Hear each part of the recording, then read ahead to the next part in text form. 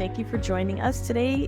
And what I wanted to do was talk about, essentially, this is a first consult call, and we're going to find out why you're coming to us today, what you're attempting to solve for, and then also, I'll walk backwards and forwards through your resume like a recruiter would, and then talk about what your goals are and what we're trying to accomplish. And then we're going to do a follow-up because I will be repositioning you for the goal. Okay? All right. So can you tell us why you've come to us to seek a solution? Yeah, I've been in software for about a decade, and I'm self-taught. Before that, I was an economist, and I've always enjoyed teaching. Part of my decade in software was in teaching General Assembly, which is a coding bootcamp. And I've always had in the back of my mind that working with people was a big part and why I wanted to work. And so I've sort of made career choices along the way that support that in the resume. And I think that's led to some sort of fragmentation or definitely some optimization we can do to help me land my next gig, which is hopefully in the leadership space. Okay. Well, it definitely is going to be, because what is your income goal? I'd like to earn. I'm sorry. Can we? Do you want me to pull something from the proposal? No, I want you to tell me what you want. I know I was going to break sooner rather than later. Just tell me what you want to earn. I want to earn all the money. I want to. I want to have enough to do not only all the wild and crazy stuff I can think of now, but all the wild and crazy stuff I can do in 50 years. So, I think short term we're looking at between $150,000 and $250,000, depending on the role. Okay, and your last role, which was not that long ago, what you were developing a platform for patients and providers, some healthcare related, which I'm probably going to have to dig into a little bit because healthcare is hot right now in the development phase. So that excited me a lot. But, how similar is that income quote compared to what you were making there? And then also you worked in the big insurance industry as well. Yeah. How did that fit in? So the most recent role was 130K, and before that was 120K. Definitely have felt a slowdown in my increase in earnings as I changed positions. Okay. When I was teaching, we're talking, 70, 80K, depending on the role in the year. So my lower end, I'm gauging on a small improvement. I mean, we've got lots of inflation going on. That doesn't seem to be letting up anytime soon. I personally expect that to last for a few more years, so I want to plan for that and be able to. Spoken like the true economist here. That's me, But I think I could earn a lot more than that. I just don't know that I can earn that with the way I've been looking for jobs. Okay. Yeah. And, so pretty much anytime we want 150 grand above, it's going to have to be leadership. So individual contributor in the coding, programming, software engineering. And I would love to ask you the difference there. And this is another thing I wanted to bring up is, for those that are going to be listening to this, it's unusual. People are usually surprised. Even I was surprised the first time I got my first software engineer, because normally you're awash in calls. Like, it's a ton of calls. But what I find is, and you can, validate if this is true, that a lot of times the calls are mismatches. It's recruiters kind of shooting in the dark, and therefore it's not solving a specific goal. And is that what you're finding with the calls that you're getting? Oh, yeah. I mean, if I can bet for just a second, when I was getting calls all the time, it's like when I'm happiest at my job is when I'm getting all the calls, right? That's back when my LinkedIn was more full of the buzzwords and some of the the advice that most people give when you're trying to start out a new career, when you're mid-career. I had a pretty good looking resume, And I was getting calls for technologies that weren't on my resume, like technologies I had listed that just weren't even a fit. And so when I'm on the call, the recruiter's asking me, do you have experience with, say, Java or C Sharp? Those are things that I do have experience with, but not as a full-time employee. I've taught them. I've worked on pet projects in those languages because I have an interest in languages in general. So when a recruiter gets me on a call and wants a specific technology, I mean, I don't want to mislead them, so I will tell them these things. But this isn't exactly putting me on my best foot, and that's not exactly what they're looking for either. And we're both left feeling, why are we on this call? Right. So, and it's a challenge because, and this is a lot of times I have, obviously recruiters are my colleagues, essentially. This is what we're doing is called like reverse recruiting or reverse headhunting. And what I find is, I mean, they have to just hit a lot of calls and they have a hard time really nailing down, especially with these types of roles. And the reason this ends up being important is I always say we don't want the recruiter whose job is to essentially pre-screen you to decide your fate. So we're not going to get into the recruit or the interview portion this time. We're going to follow up because we're going to be having 3 to 4 calls or 3 to 4 recordings and follow your journey through what I call the VIP week, which is the development piece. This is where we're going to develop the solution and get you launched and cover the really salient information of getting through the recruitment. And once again, they're playing an important role, but our goal with them is to get past them to someone who does know, the stack that you're working with, which is the next piece we need to cover in this particular thing is there's a full stack that you're probably comfortable working with, I imagine. There's a preferred tack. Yeah, absolutely. Everyone has that, right? Okay, so what would you say, and I know I saw something here on your resume, what would you say that is? What would you say your stack is? Well, Ruby. Ruby. Very much a traditional stack as a full stack developer, which is how I like to identify, how I like to view myself in the job search. That's what I want. I'm required to work across the back end, the front end. So I know JavaScript. I don't know, I've worked with those things in the past. But my preference is to work in Ruby. It makes me happy. Okay. And that's another funny thing about, software engineering is someone's happy in their language. I guess just like I would be happy as in English or Spanish. It's my second language. So it's the same type of concept and it, brings you joy. So we will be really heavily, pushing the Ruby part in the work that you've done there. So now this is another thing. Sometimes like I've seen, I think it was React.js or some other, okay. The reason I'm bringing this up, because I want the audience to know, I know nothing about this except that I've run these searches. And I do the same thing with every client when I don't know what they're doing.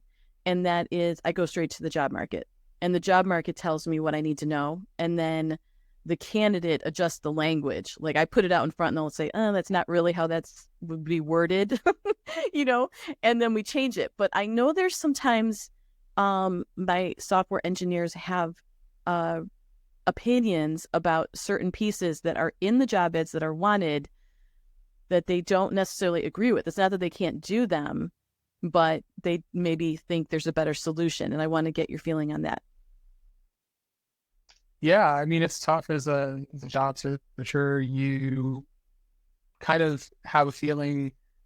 I mean, let's call it what it is. You're building a relationship with colleagues over the next several years, ideally, if it works out, right? So it's a lot like dating. You want to make sure it's a good match. And so the stakes aren't necessarily high, but they're not trivial either. And so when I think about like what kind of computer I want or what kind of car I want, I like motorcycles, so we can stick with that. It's not just the performance characteristics of the motorcycle that matter. The appearance matters, the comfort matters, maybe even just the ergonomics of the controls and how they work. Those all matter when you're trying to purchase a motorcycle, something you're going to spend a lot of time on. And so I think the same way about the job search is I have preferences, but I also have a need.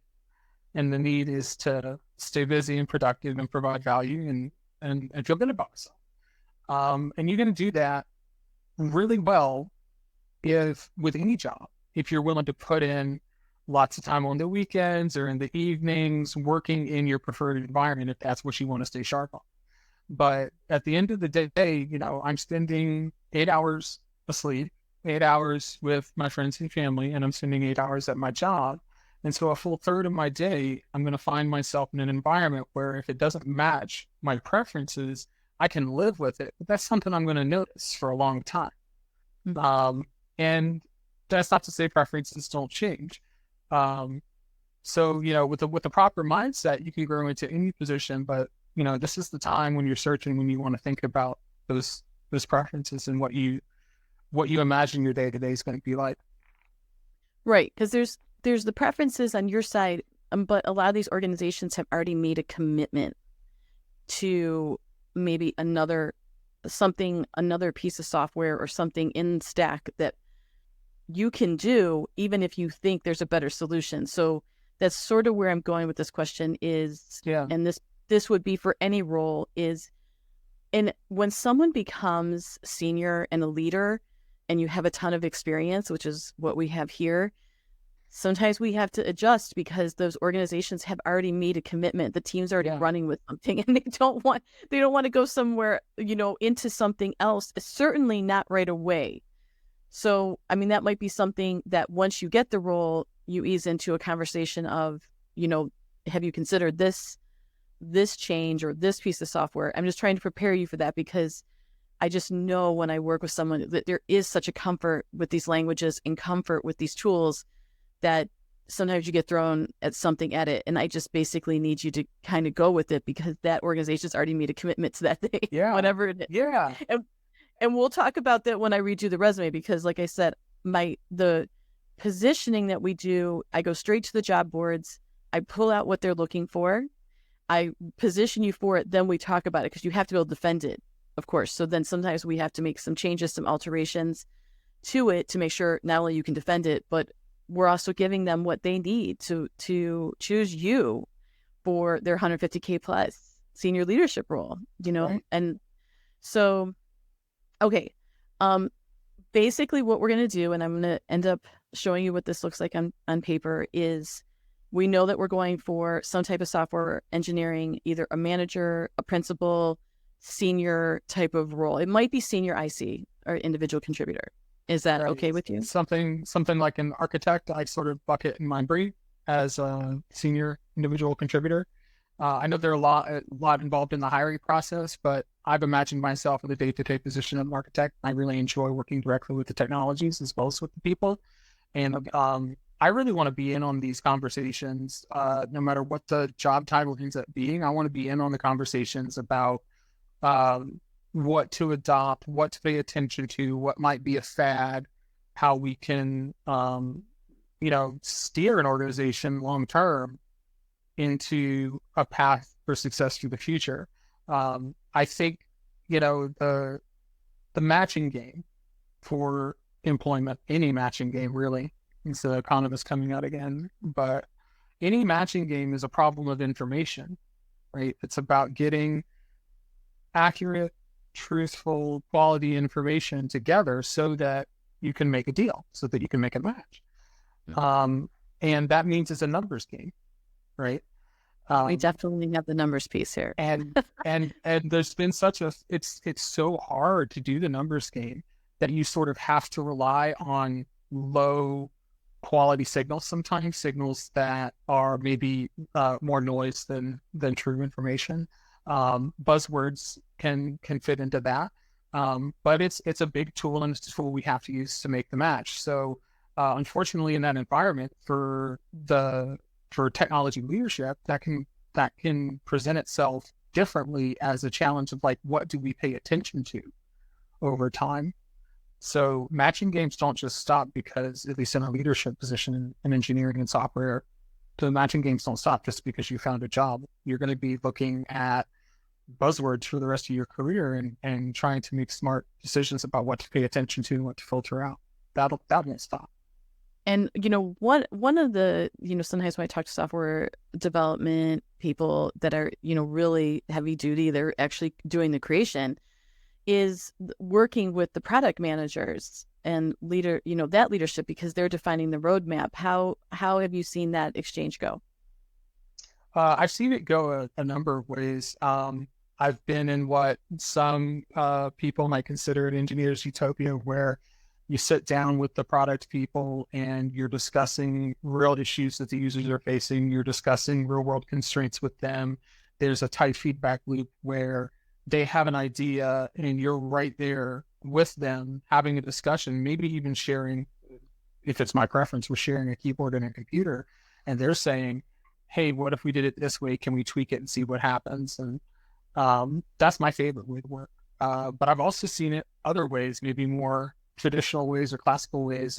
If you've read management literature, what we call over the wall, where people stay in their lane, decisions are made in silos, and then those decisions are communicated across silos to a peer leader, who then translates that work down to the engineers.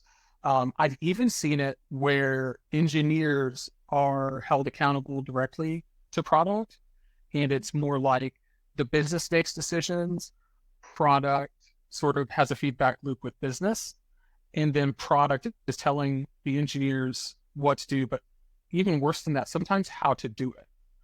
And Right. I think that's where I think the frustration comes in.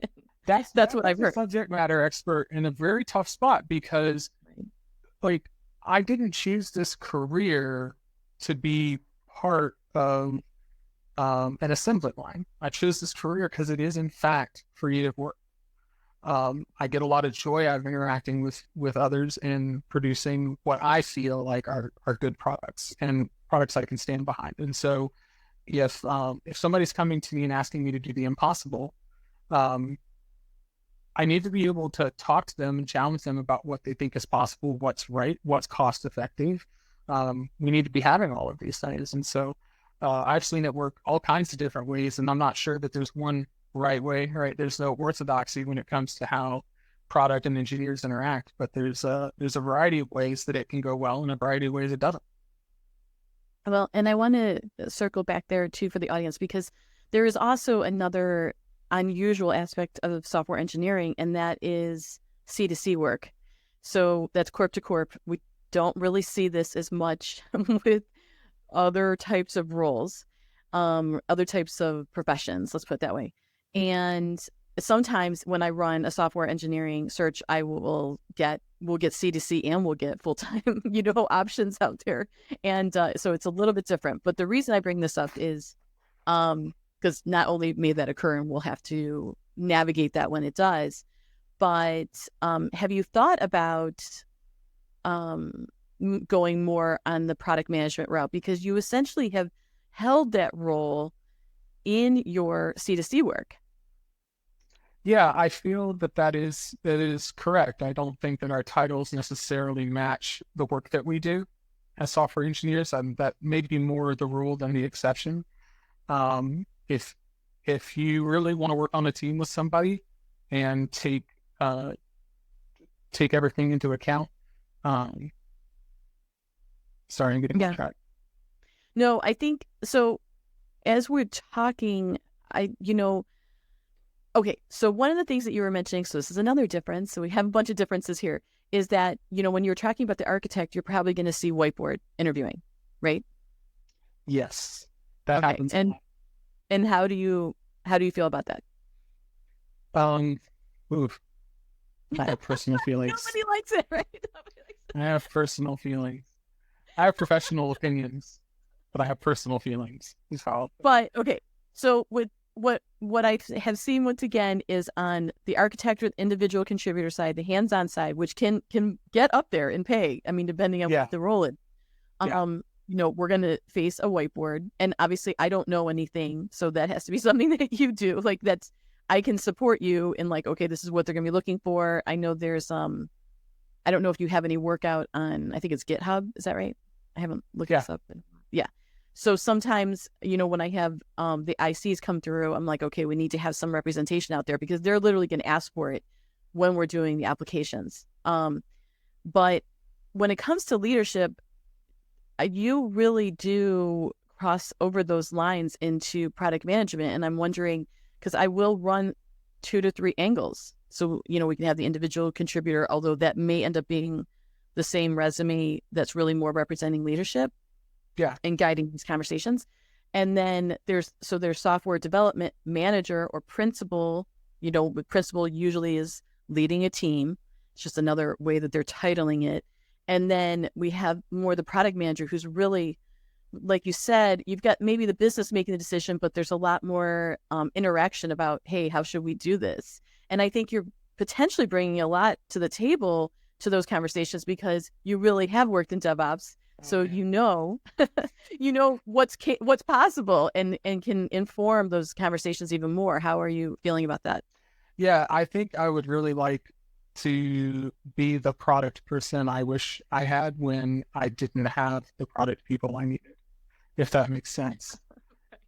Yeah, and really transform that role, and you have done it. So this is another thing that I tell everybody when they're looking for a job. If you've done it, you can get it. Like you said, titles itself are not relevant. It's more the positioning of it. And if you can defend it, we can get it. Like that's all it comes down to. And obviously I'm going to help you step into those narratives, but I didn't expect our conversation to go this way. Because it's very easy from my perspective to move engineers, software development engineers, but it's also good. I want to say easy, but the product management, I feel, is where a lot of those decisions are being made, the strategic roadmaps of where the product is going. Yeah. Yeah. I think that's right. And you've done it. It's just more in your C2C work, That's true. Right. So we're gonna reposition that a bit, and we're gonna have multiple angles out there that demonstrate, hey, I've helped build the roadmap and helped organizations make decisions, knowing the full capabilities of the stack and of the team and of what's possible. That's who I would want in that role. And then there's also the software engineering where, yes, things might be handed down to you. Hopefully there's a great relationship. And that's the next piece. And we're not doing interview prep right now, but it's this, what I always tell people is, essentially during an interview, you're interviewing them, but we need to keep it kind of stealth, but you're listening to the conversations, you're meeting the people, you're seeing who you're working with, you're getting a feel for the organization. And then when that offer comes in, you're like, okay, am I in the utopian nirvana, or am I in the businesses making decisions? They're handing it down to the product managers and then they're handing it to engineering, or, what's the collaboration there? So that goes for any role, not just software engineering, is this concept of when we're sitting in the interviews, your process of interviewing them is really more silent. You're going for the role, we're going for the offer, for whatever it is, because I already see 2 to 3 angles here that we're going to go for. And then, doing a little coaching here ahead of time, then we're having that conversation of, okay, what does the situation look like? Because, okay, so I guess I'll ask you this question. I like asking these questions of like, if you could make $150,000 remote in a utopian environment, or $250,000 in person. I'm not trying to do in person, but I'm trying to get your idea of positioning and what your values are. That is, more utopian, but in person, what would you rather do? Oh, goodness. See, that's actually, we have a term in economics called the compensating differential, right? And so it's just the sort of question that's perfect for this sort of thought and analysis and decision making, right? Because, ideally in a world that I could make up on my own, I would have a remote job at $250,000, right? That's right. And we're gonna try between a remote with $250,000 or on site with 150,000, or vice versa, there's a myriad of options. But if it was just remote for 150,000, I think I could make that work. That's how much it means to me to have that flexibility. But I'm also giving up sometimes if it's not the right match, I'm giving up the opportunity for creative potential. So I'd really like having you on my side for this, because there's a lot of stuff going on in the media right now, and there's a lot of fear about people not being in the office and not being as creative. And I can tell you that a lot of that is just what we call FUD, fear, uncertainty, and doubt as engineers. And the truth of the matter is you can have all kinds of um, not ideal situations, whether you're in the office or whether you're at home. But the flexibility, the promise of being able to see my family when I need to see my family. I have lots of nieces and nephews. They bring a lot of joy into my life, especially when things aren't going well at work. So, you know, the idea of being remote and having that lifestyle is really what's been driving me for a long time now. I started looking for remote work back in 2018, and it was really hard to find, very hard. In fact, I just landed my first remote job a month before the pandemic was declared. Oh, So, okay. so it took that long to find one. So yeah, I'm really excited about the opportunity of staying on this remote app. We're doing, this is remote native. That's what that's what primarily the asks that come into, the higher headhunter organization is 75% of the ask is remote and more money. And what I always tell Wow, remote and yeah, more money. remote and more money. And Wow, essentially that is your ask. I mean, we know what you were making in your last role, and then we're gonna do better. that's not how it's portrayed typically. So that's wonderful news. Right. So, but it's a career change. We're either changing professions or industries. We are repositioning. So anytime we have to do a heavy repositioning, once again, if you've done it, we can get it. Repositioning, what I always say is a lot of times people get stuck in their old crusty narratives about what their past looks like. And this is a marketing piece. This is, hey, this is what you need. This is what I've done that you need. Let's talk. And it's a new narrative, not a false narrative, but a new narrative, because we're leaving the stuff behind that doesn't belong to the conversation.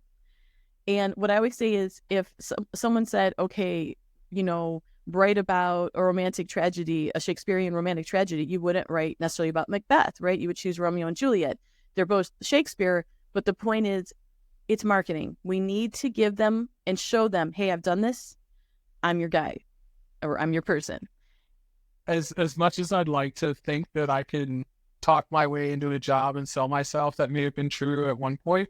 But I don't know what happens if you're not a marketer, like in your soul, you're not trained that way or whatever. It just, something feels icky about not being overly honest and giving all of the data and all of the information. But then, in a numbers game, that doesn't really do anybody any favors in trying to make a match. And that's the other thing is, this is that specification, because sometimes I take the dating example. Like, if you go on a date, are you going to spill your guts about everything that's true about you? Or are you going to pick the things and then build that conversation later? Like, so that's where I'm going with this. And this is where I lead the candidates towards. This is the conversation that needs to be had. We're going to give them what they need. We're not going to give them the extraneous stuff. After you get hired, they can get to know all of, Jeff, or what you want to present to them, but it's very important that we really look at this as the sales and marketing campaign that it is. And once again, if you've done it, you can get it. I don't ask people to present anything that they haven't done. It's true. We're just taking you out of your crusty narrative, the one that, we need to chop the edges off of and say, okay, no, this is the right perfect peanut butter and jelly sandwich, basically. And it's true. It's true. It's just the truth that is required for you, right? Absolutely. There's more truth out there. Like, if you had come to me and said, hey, I want to return to academics and economics, we'd be having a totally different conversation. And that's still a true piece of your background, Jeff, but it's not going to be relevant to the roles we're going for. Right. That makes total sense. They'll One of my best friends. I hope so. One of my best friends I met here in the Boston area after I moved, he founded a small marketing startup that then got acquired. And he, our first meeting, he was getting to know me and talking to me about my career. And he was self-taught and started his own business as a tech person, Yeah. as an individual contributor and founder of a small business. And he said, Jeff, you've got to learn how to spin. And I was like, spin? Isn't that what they do in politics? And he's like, yeah, whatever. The point is you have to choose your message regardless of regardless of the facts. You have to pick a narrative, I guess is how you would say it. So he's been very influential and helpful for me in that, and I just keep saying it. It keeps coming back. It's true every time I look for a new position, but I have to pick my narrative. Absolutely. And what matters is what matches. And it would be the same thing. I remember, because I know so the audience doesn't know, but Jeff had studied for a doctoral degree, which, by the way, is not relevant to this. So I'm going to be adjusting that presentation. I just want you to know that that's coming up, right? Maybe not in this conversation, but when we talk about, what I did to the resume and your positionings.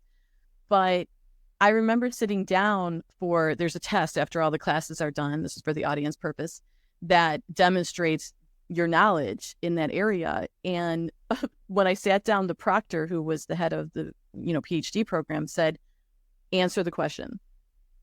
Just answer the question. If you answer the question, you're going to pass. Like, don't go in a bunch of different directions. Don't try and dump all of your knowledge out there. Look at that question and answer it. And that is what we're doing here. The employers are posing a question. Hey, I need this. And we're saying, hey, I have it. Right? That's not spin. It just gives them what they're asking for. It's just giving them what they're asking for. Absolutely. Yes. Absolutely. And having it. That's the key. And it's the perspective is such a big part of it. And I'm really glad to have you on my side for this, because I don't know if this, let's not take it, I think it's,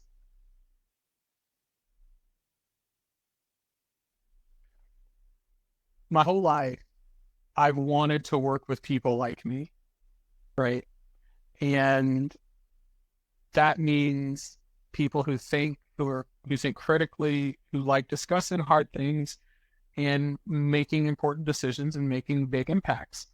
And for the earliest parts of my career, going straight into a PhD program might put the lie to it or tell the truth, but I just wanted people to think I'm smart and that I can contribute.